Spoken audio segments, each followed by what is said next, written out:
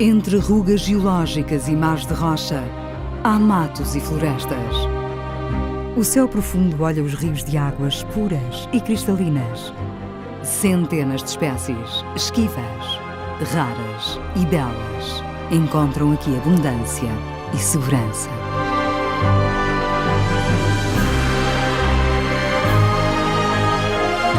Nas serranias há cascatas, florestas e forças adormecidas.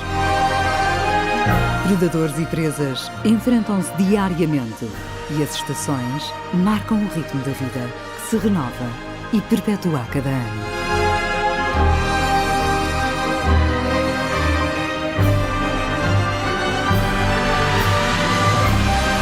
Este é o reino que vamos conhecer. O reino maravilhoso, por terras do Alvão e do Marão.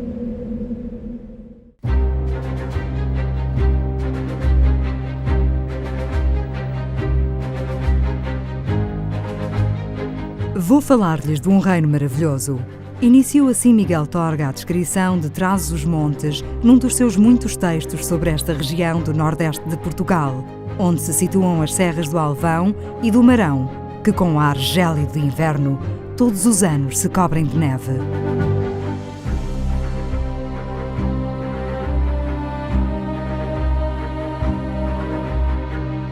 É um tempo em que a vida quase para. Tudo é entorpecido e reduzido ao mínimo esforço.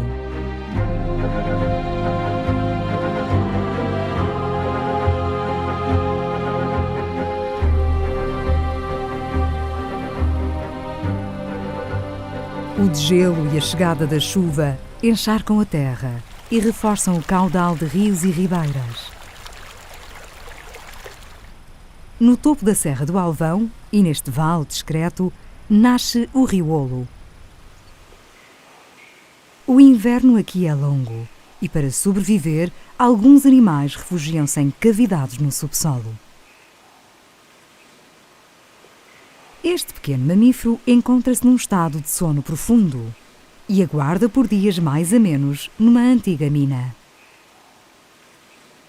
Baixando a sua temperatura corporal e reduzindo as frequências cardíaca e respiratória, o seu metabolismo reduz-se ao essencial para o manter vivo.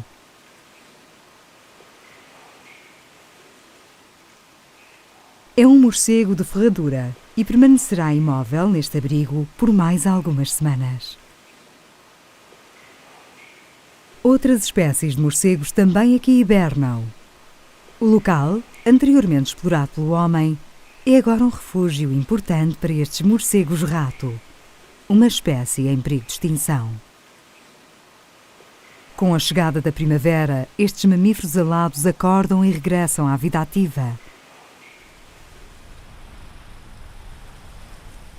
No início de abril, as encostas das serranias expõem as flores da urze, da carqueja e do queiró.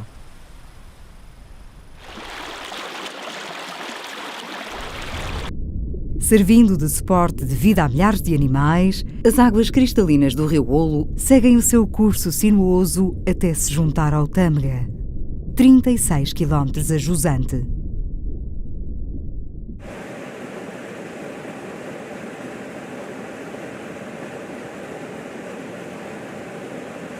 Uma das aves mais dependentes deste tipo de ecossistema é o melro de água.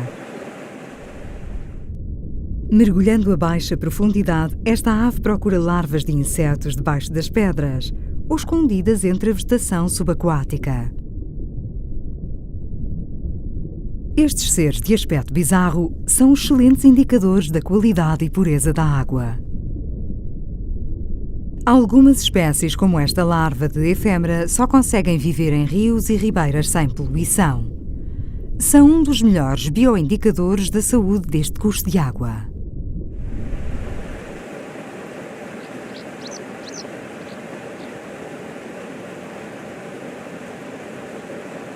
Todo o rio está repleto de larvas de libélulas, borboletas, efêmeras, besouros, salamandras, minhocas, entre outras presas que o macho e a fêmea capturam. É abril e o casal está numa das fases mais ativas da sua vida, a época reprodutora.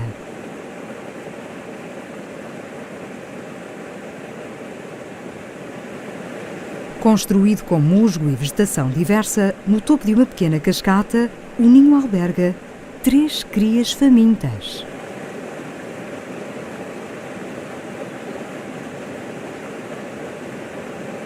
Esta ave só existe em rios de montanha com águas bastante oxigenadas e é o único passeriforme que mergulha para caçar. Com as devidas cautelas, o casal de melros de água aproxima-se do local de criação. Ao menor descuido, não só pode revelar o retiro da sua prole, como pode ser apanhado por algum predador que patrulha o rio.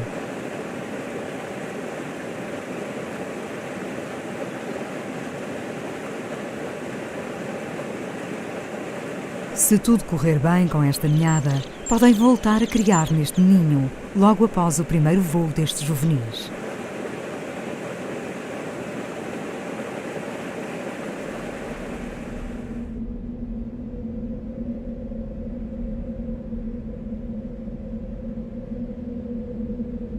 Sobre o vale do rio Olo, o céu carregado de água fica cada vez mais denso e escuro.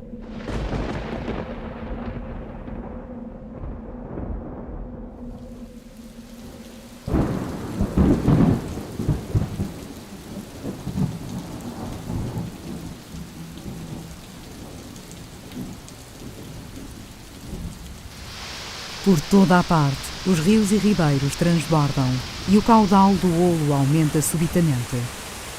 O pequeno açude onde reinava a tranquilidade e harmonia do casal de melros de água é agora um rápido avassalador. O ninho encontra-se submerso e a ninhada poderá não ter escapado a tempo.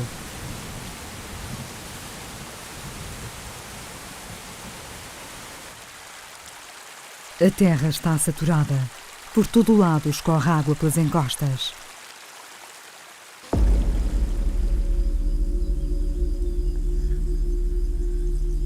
Nos ninhos das formigas mirmica-loba há sinais de alarme. Há que colocar a prole a salvo da água. Estas larvas de grandes dimensões não são formigas em desenvolvimento. São lagartas da borboleta azul das torfeiras. Desde a sua eclosão, 8 meses antes, as lagartas libertam uma alomona que imita o odor das larvas das formigas. As formigas adultas são impelidas a cuidar das lagartas como se da sua prole se tratasse.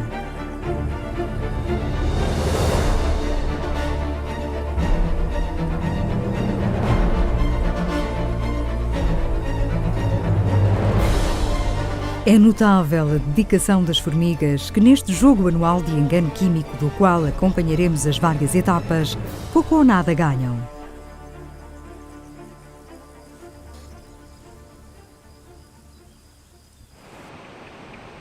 Quando regressa à calma, a vida retoma a normalidade. Nem tudo a chuva levou. Na margem do rio Olo e a salvo das águas agitadas, um macho de melro preto satisfaz o apetite das crias enquanto a fêmea procura alimento.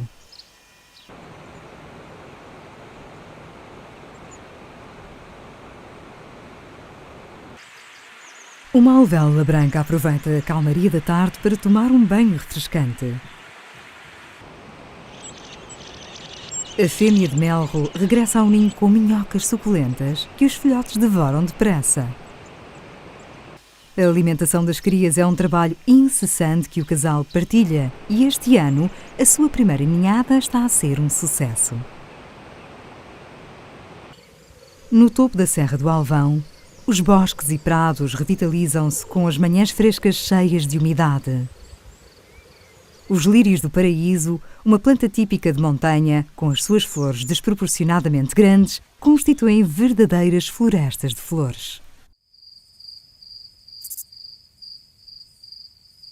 Nestes campos, os libeloides eclodem às dezenas e tentam captar calor para poderem levantar voo.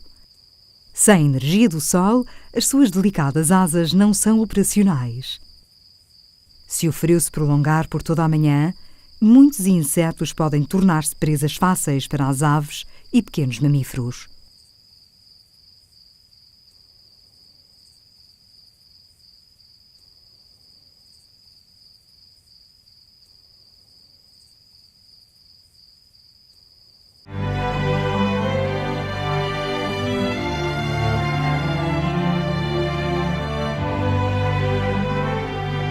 Inúmeras libélulas sincronizaram a sua emergência.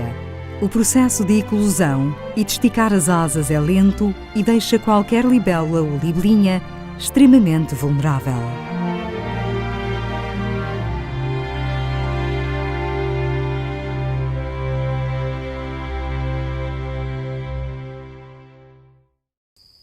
Tal como os libeloides, também têm de aguardar que o sol lhes permita aquecer os fluidos para poderem ativar as asas e partirem para a sua missão de reprodução.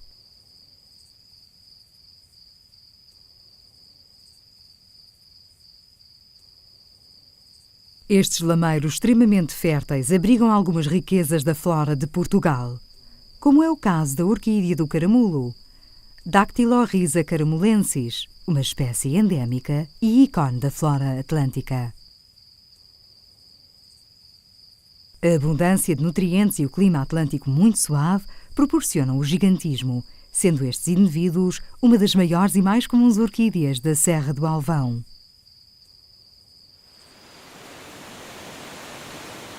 Nas zonas mais encaixadas e sombrias do Alvão, há ribeiros que se agigantam com grandes chuvadas. A Ribeira das Pedras, que passa pelo meio de uma frondosa floresta, com várias cascatas ao longo do seu percurso, é um paraíso paisagístico, onde proliferam inúmeras plantas, como a Saxifraga spatularis, de morfologia típica alpina, ou a erva pombinha.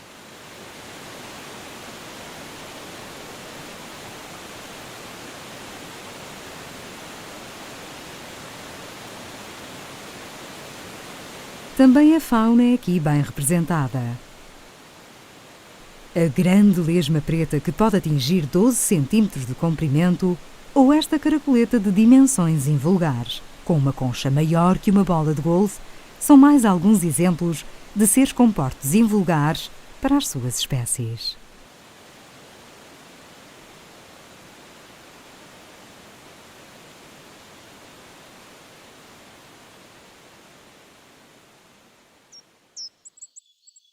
No início da manhã, este escaravelho rinoceronte procura ainda um abrigo para se esconder. É um dos maiores escaravelhos de Portugal.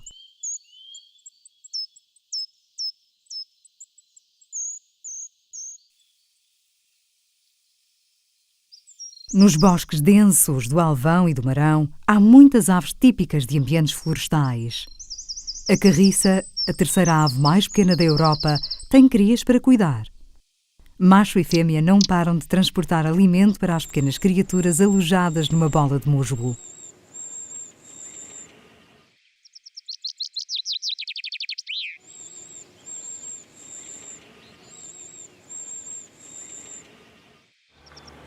Na região estão registadas 86 espécies de passeriformes e, além da carriça, várias outras escolhem estes locais para nidificar. A trepadeira comum vai mais atrasada na época da reprodução e ainda transporta materiais leves e fofos para aconchegar o ninho, enquanto que num vidoeiro um tentelhão já alimenta um dos seus filhotes fora do ninho. É um tempo perigoso para estas jovens aves. Ainda pouco hábeis no voo, podem ser presas fáceis para uma cobra se caírem ao chão.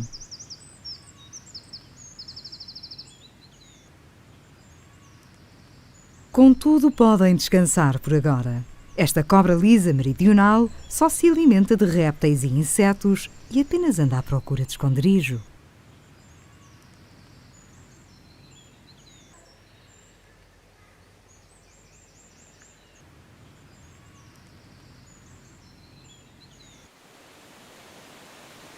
A cascata de Galegos da Serra, alimentada pela Ribeira de Arnal, continua com um caudal de inverno.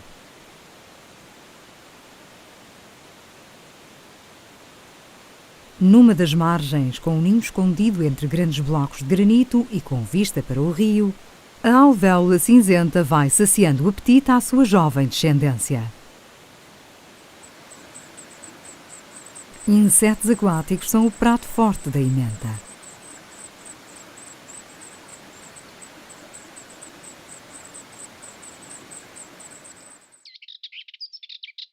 As zonas de matagal, como o Grande Planalto do Alvão, proporciona um local de nidificação a aves de maior porte.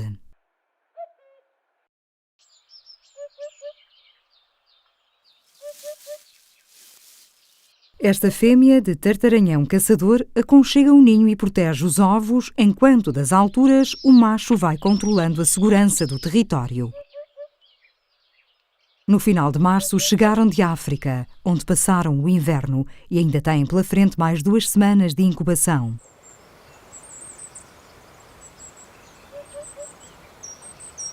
Uma popa caçou um ralo. Estes insetos suculentos representam uma importante fonte de alimento para estas aves.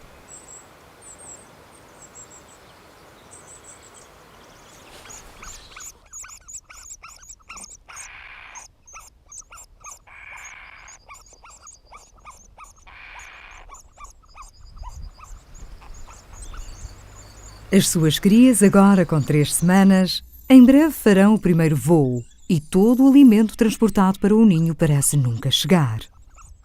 O progenitor segue de imediato para outra caçada. Este casal captura incessantemente ralos, crisálidas de borboletas, pequenos répteis ou outros insetos.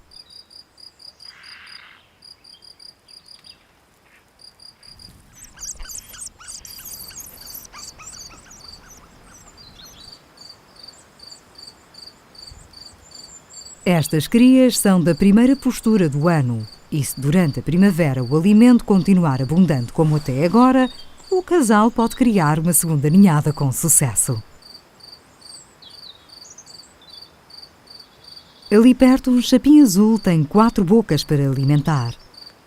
Esta é uma das 5 espécies de chapins que nidificam em Portugal.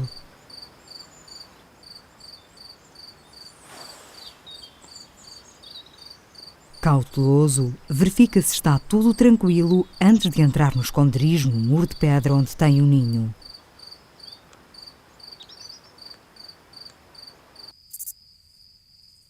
O verão avança e nos lameiros, sentindo o calor da terra, as lagartas da borboleta azul das torfeiras transformaram-se em pupas a poucos centímetros da superfície. No nosso formigueiro há várias prestes a eclodir. E nesta fase já deixaram de ludibriar as formigas. Após a eclosão, terão de ser rápidas a emergir do solo para que as hospedeiras não as tomem agora como presas. Os primeiros a emergir são os machos. Sincronizadas pelo clima, pequenas borboletas azuis começam a sair do subsolo e a trepar pela vegetação. Nesta fase, são extremamente vulneráveis. Têm poucos minutos para bombear a hemolinfa para que as asas se estendam e lhes permitam voar. Predadores atentos estão de olho nas borboletas. Muitos machos podem nem chegar a acasalar. Para aranhas e louva-a-Deus, poderá ser uma época farta.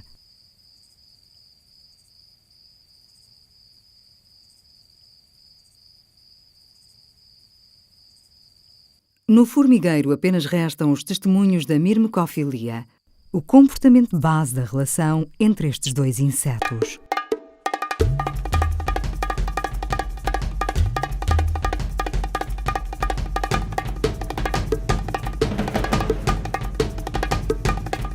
Cerca de uma semana depois, quando emergem as fêmeas, o impulso de acasalamento é tal que, apesar da escolha estar feita, vários machos tentam desalojar o eleito. O deslumbre de alguns leva-os a tentar um tudo por tudo no roubo da parceira, ao invés de procurar uma fêmea livre.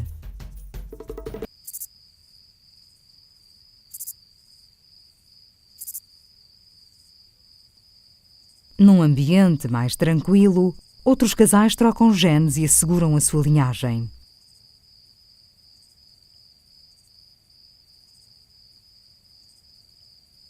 Uma fêmea pode acasalar com vários machos para aumentar a diversidade genética da sua descendência.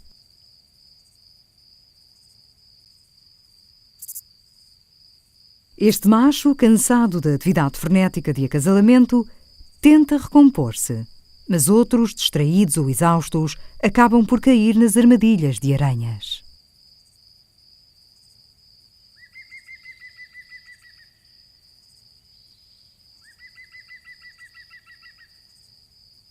Os lameiros são um habitat essencial à sobrevivência desta rara borboleta de Portugal, com um estatuto de em perigo desde 1994. Esta espécie só põe ovos numa única planta, a Genciana das Torfeiras, que abunda neste biótopo. Esta dependência exclusiva implica que, se não houver gencianas, também não haverá borboletas, tornando importantíssima a boa manutenção dos lameiros.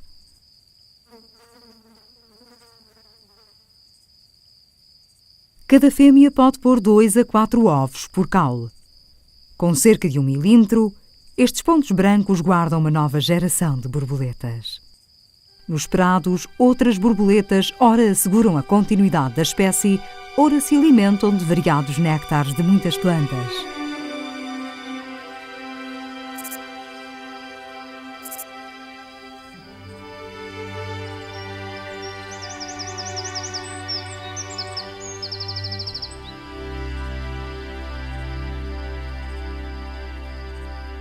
Enquanto a fêmea de bicho-pau come, o macho está concentrado na cópula.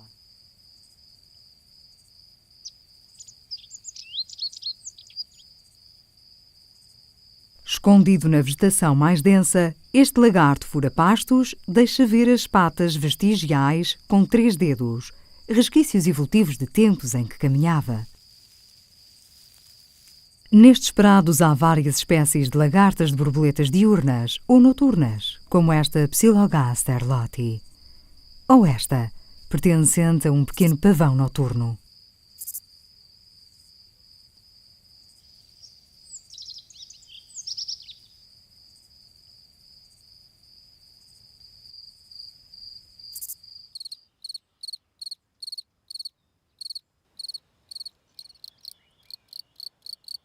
Os grilos tentam atrair as fêmeas com as suas cantigas e enchem os campos de melodias.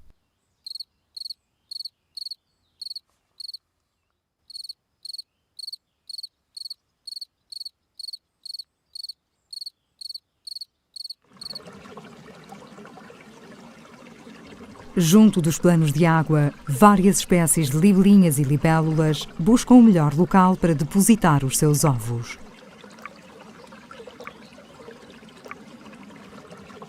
As estratégias de postura variam entre as diferentes espécies.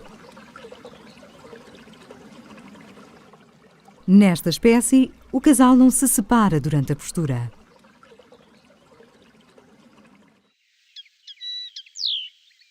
Neste matagal higrófilo há armadilhas letais imóveis. Com dificuldades em captar nutrientes do solo, estas plantas carnívoras desenvolveram pelos glandulosos. A viscosidade é a sua arma principal e qualquer inseto que tenha o azar de receber o seu abraço pegajoso acaba como alimento.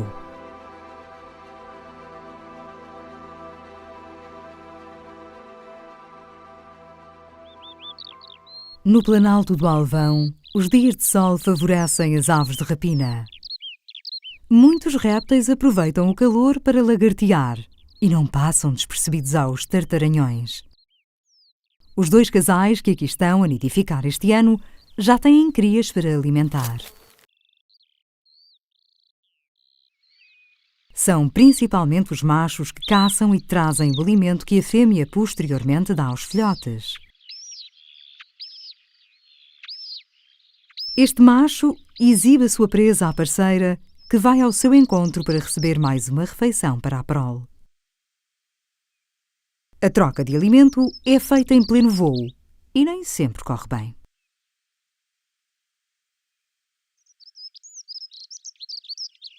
Desta vez teve êxito.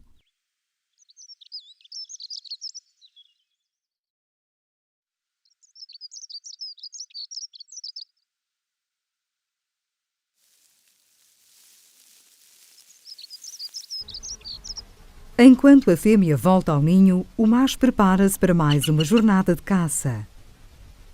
Um último olhar sobre a família e segue viagem. Na fase inicial da vida destas pequenas criaturas, a dieta consiste essencialmente em pequenas aves e répteis. Aos poucos, a presa é despedaçada e partilhada entre as 4 crias.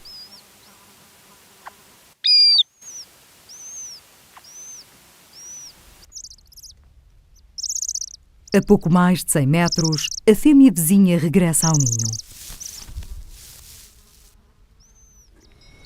Esta ninhada tem apenas 3 pintos. Se quiser sobreviver, a cria mais pequena terá de se esforçar para que os irmãos não comam tudo. O tartaranhão caçador é das poucas rapinas que nidificam no chão. Mas o ninho é seguro, sendo maior a ameaça de fome que de predação. Saciadas as crias, há tempo para uma breve cesta. Mas o apetite dos filhotes regressa depressa e, para o macho, o esforço de caça é contínuo. De olho em qualquer potencial presa, é uma ameaça constante para outras aves e répteis. Este sardão não se pode distrair enquanto se deleita ao sol. Corre o risco de acabar como este outro, um petisco para as crias do tartaranhão.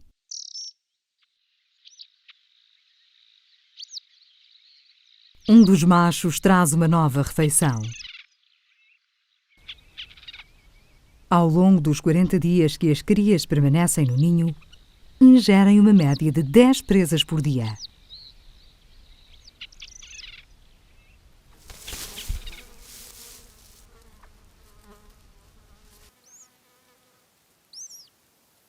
O número total de répteis e pequenas aves necessário para sustentar 2 famílias desta espécie é imenso, e só um habitat rico e saudável o pode providenciar.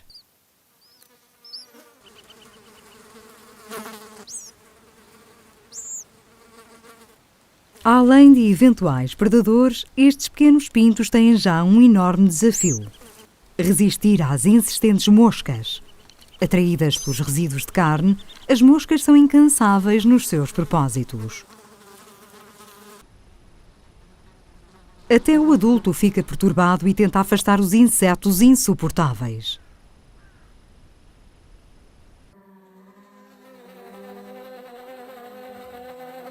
Numa área de sol mais macio, uma vespa das areias regressa à sua toca. É um túnel com cerca de 20 centímetros. No interior, encontra-se uma larva faminta e a cada refeição que traz, o adulto reabre a entrada. Estes frenéticos insetos com mais de 2 centímetros de comprimento parecem imparáveis e mesmo estas pequenas pedras, à sua escala verdadeiros monólitos, são desviadas com todo o vigor. Abelhas, moscas ou gafanhotos podem servir de alimento.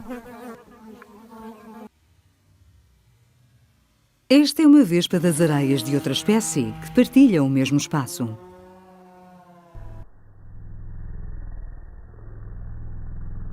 A sua capacidade de voo é notável, transportando por vezes presas de peso igual ou até superior ao seu. Desta vez capturou um gafanhoto.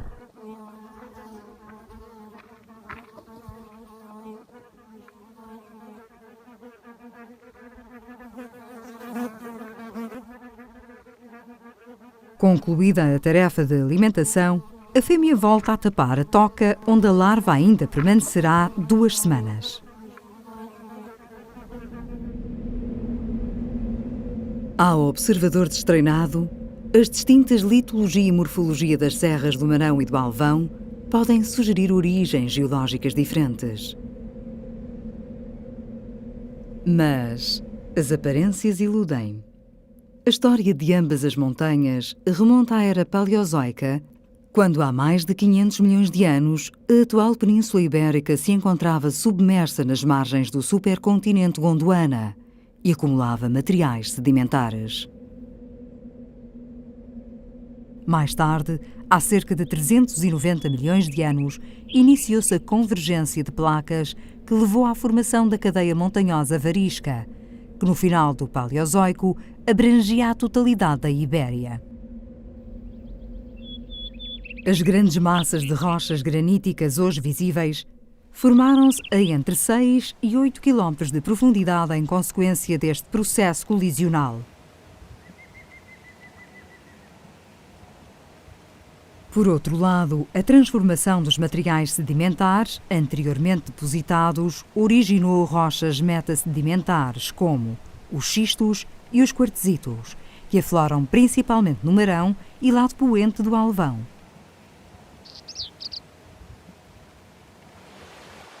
Na falha de Vila Real, de origem tectónica bem mais recente, e passando mesmo pelo centro da cidade, corre o rio Corgo, um importante suporte de vida a muitas espécies de fauna e flora. Um dos protagonistas deste local é uma verdadeira janela temporal que nos mostra um vislumbre de um mundo há muito desaparecido. O feto real é uma relíquia do mundo vegetal e estudos recentes revelam que a planta está imutável há 180 milhões de anos. É um testemunho incrível da vida na Terra, tendo presenciado eventos desde a extinção dos dinossauros ao aparecimento do homem e toda a história do nosso país, um piscar de olhos a esta escala. Este feto pode ultrapassar os 2 metros de altura e 4 metros de largura e está distribuído por quase todo o planeta.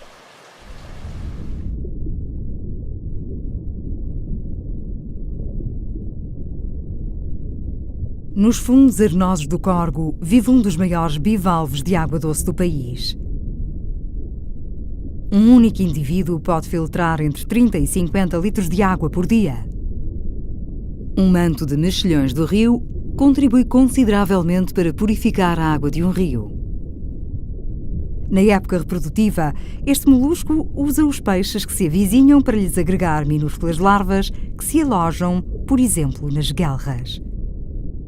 À mercê da navegação do hospedeiro, a descendência deste mexilhão pode subir rios e colonizar novas áreas. A abundância de peixes e de pecos tranquilos no Corgo motiva a ocorrência de um pescador exímio. O guarda-rios é uma das aves mais emblemáticas da Europa e uma ameaça permanente aos que vivem debaixo da superfície.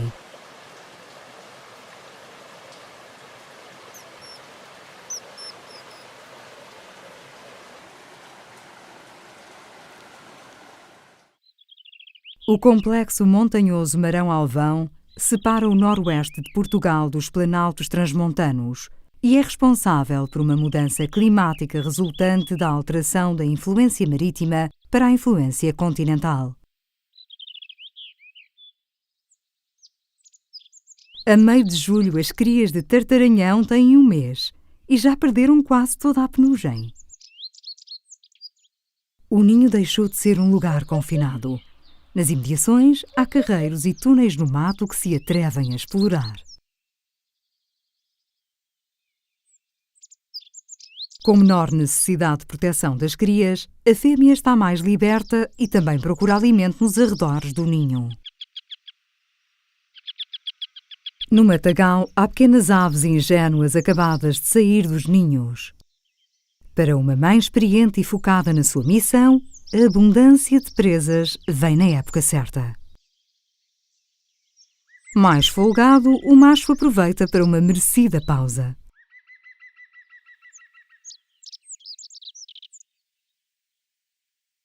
Cada juvenil come em média 2 presas por dia e nesta altura já não tem a ajuda da mãe.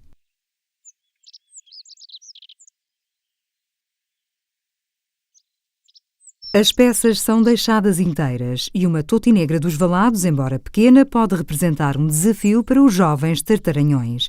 Esta cria pode estar com mais olhos que barriga.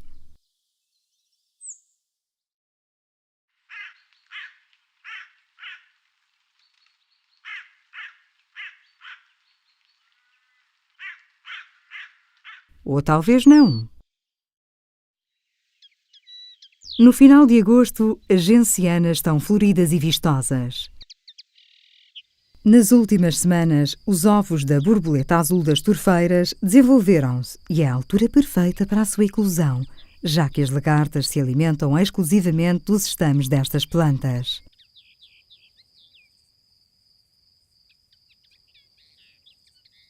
No interior das flores, estas lagartas de 2 milímetros de comprimento vão se alimentando e crescendo. até que, com cerca de 12 dias de idade, perfuram a planta e deixam-se cair para o solo. Recomeça agora o desafio de iludir as já nossas conhecidas formigas Myrmica loba, produzindo as alomonas que simulam os odores das suas larvas. Não é uma tarefa fácil, mas resulta sempre. A formiga, iludida pelo odor, leva a lagarta para dentro do seu ninho como se de um parente perdido se tratasse, renovando o ciclo de vida da borboleta azul.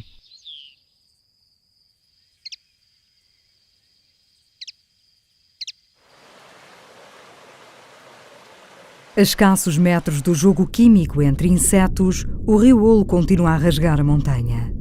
Submerso, um tritão marmoreado descansa num tufo de algas.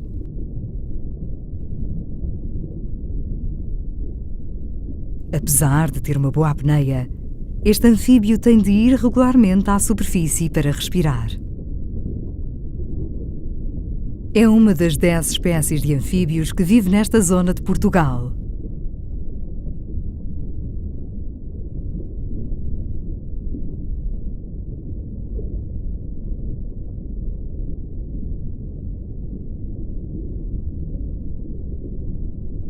O rio está repleto de predadores e presas em constante atividade. Estes peixes, da família dos ciprinídeos, alimentam-se de pequenos animais aquáticos ou matéria vegetal trazida pela corrente. Mas, neste jogo permanente da perseguição e fuga, é preciso estar atento. Esta jovem truta joga pelo seguro e tem boas razões. Uma cobra de água de colar adulta anda à caça.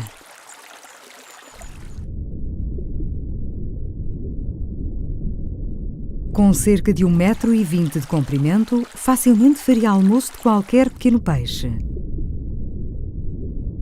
Anfíbios, outros répteis ou mesmo pequenos mamíferos não estão a salvo. A sua silhueta é conhecida e nenhum residente do rio fica indiferente. Tanto a fêmea como o macho de lagartos de água preferem prevenir e procuram lugares mais discretos.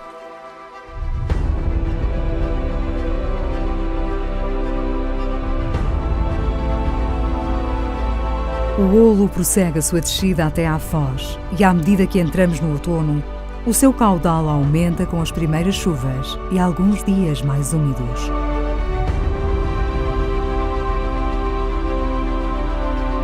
A meio do seu percurso, a água precipita-se impetuosamente num desnível de grandes dimensões.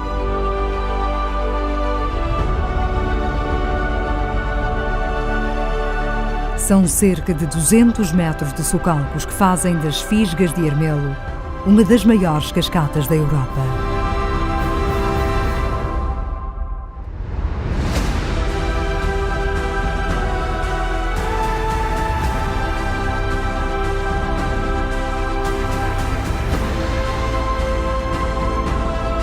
No esplendor do outono, a paleta de cores altera-se e do marão ao alvão reinam agora os tons quentes. A alteração da cor das folhas das árvores é um sinal do seu envelhecimento. As árvores degradam a clorofila e alguns nutrientes que estavam presentes nas folhas e armazenam-os no tronco, ramos e raízes, onde ficarão até serem reutilizados na próxima primavera. Restam folhas vermelhas, amarelas ou apenas secas e acastanhadas.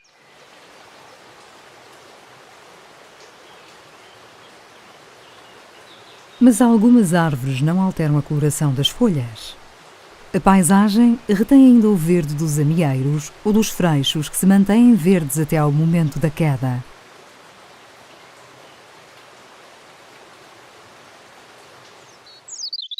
Por todo o lado os cenários transformam-se. As árvores são as primeiras a dar o sinal da mudança, mas fora do alcance da vista, animais e outras plantas também se adaptam aos novos desafios.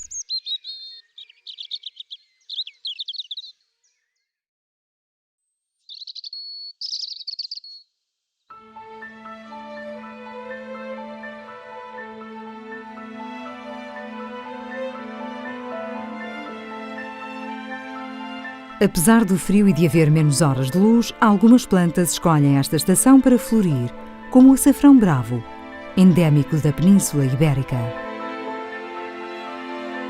Através do vento e dos insetos polinizadores, esta planta subterrânea consegue captar informação do meio que a circunda com a sua flor.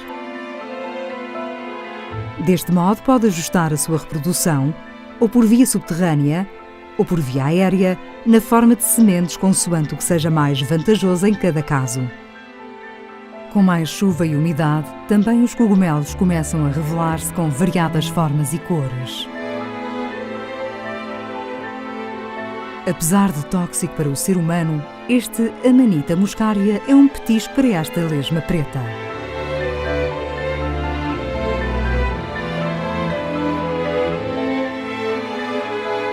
Isolados ou em colónias, a presença destes fungos pode ser indicadora da boa qualidade dos solos e do ar.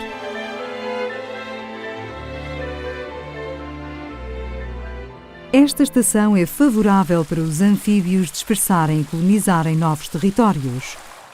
Esta rã ibérica, endémica de Portugal e Espanha, aproveita os últimos dias de bonança antes da chegada do inverno. Este sapo comum com 1 centímetro acabou de sair da sua fase aquática. A salamandra lusitânica aguardou pelo entardecer para sair do esconderijo. Só existe na Galiza, Astúrias e noroeste de Portugal. Com o ar fresco do final da tarde e a coberto da noite se aproxima, os corços aumentam a sua atividade nas encostas do Marão. Em termos reprodutivos, estes mamíferos possuem particularidades únicas nos ungulados. Após a cópula em pleno verão, ocorre uma suspensão no desenvolvimento do embrião designada de diapausa embrionária, que dura cerca de 5 meses. Em dezembro ocorre a libertação de uma proteína existente apenas nesta espécie, que desencadeia uma série de reações no corpo da fêmea e leva à implantação do embrião no útero, dando início ao período de gestação de cerca de 130 dias. As crias nascem entre abril e maio, quando a qualidade e abundância de alimento são máximas. Por agora, tudo parece tranquilo. Apenas alguma agitação de jovens javalis capta a atenção deste casal com cria.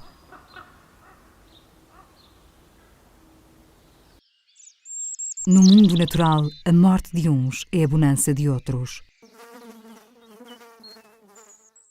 Esta corça sucumbiu às dificuldades que o outono trouxe e o estado da sua carcaça evidencia a abundância que representou para alguns animais.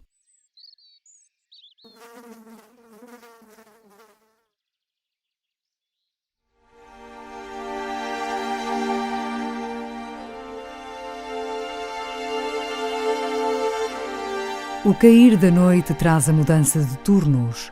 Muitos animais escondem-se e descansam, enquanto outros acordam e começam a sua jornada.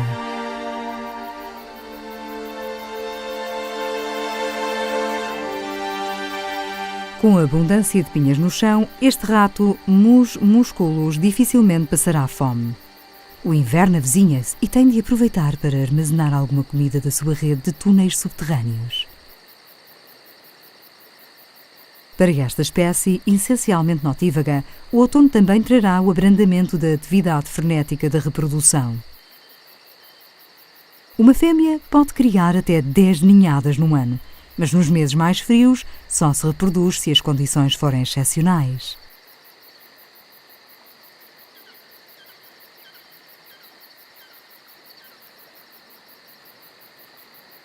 O ouriço cacheiro é outro mamífero que prefere o escuro para fazer a sua vida.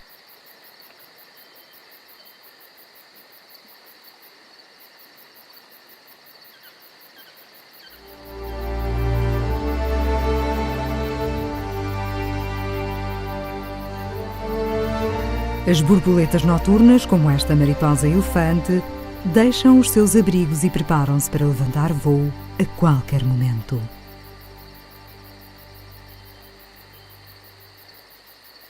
Há muitas espécies no reino maravilhoso.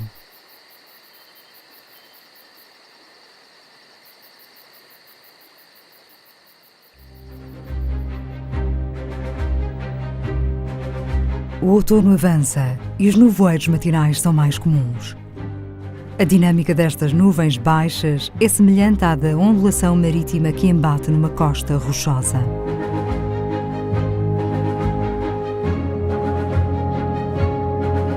Acelerando as imagens 25 vezes, podemos testemunhar que estes mecanismos naturais se repetem, embora a escalas temporais diferentes.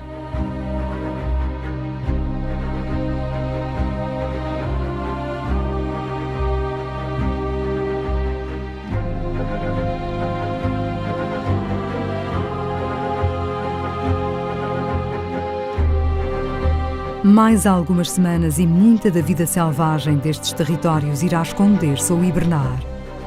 O inverno por aqui será agreste e exigente, e só os mais aptos e resistentes passarão a provação.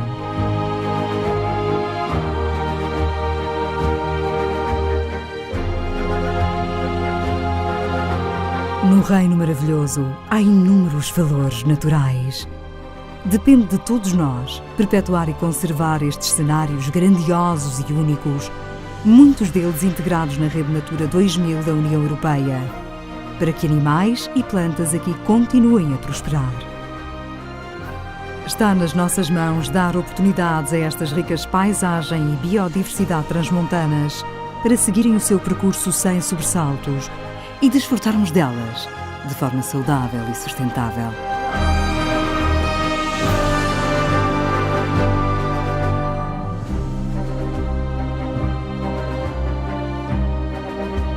Como escreveu Miguel Torga, vivo a natureza integrado nela, de tal modo que chego a sentir-me, em certas ocasiões, pedra, orvalho, flor ou nevoeiro. Nenhum outro espetáculo me dá semelhante plenitude e cria no meu espírito um sentido tão acabado do perfeito e do eterno.